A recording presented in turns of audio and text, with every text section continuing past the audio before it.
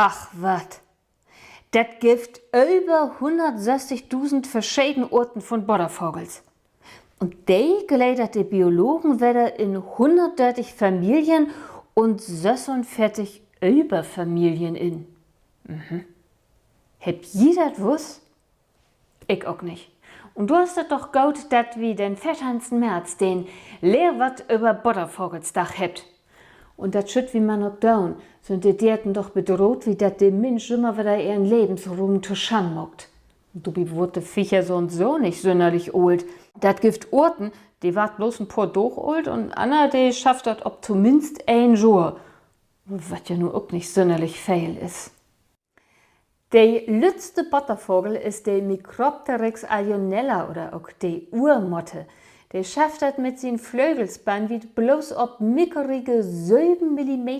Das ist so lüt, das siehst du meist gar nicht. Und auf der anderen Kant gibt es auch die Thysania agrippina oder auch die witte Hex.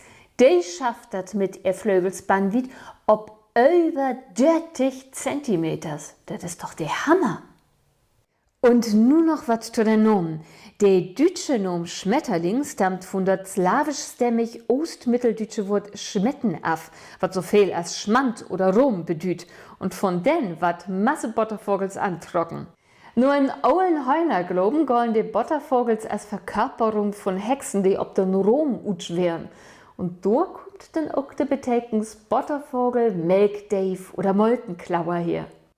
Jemand all, ein kann über die Buttervogels masses Bande Socken vertellen. Smiet wie doch uns weiten Tosum und schrieft mir in John Kommentare, wat je über die Dierten weht. Ich freu mich da ab.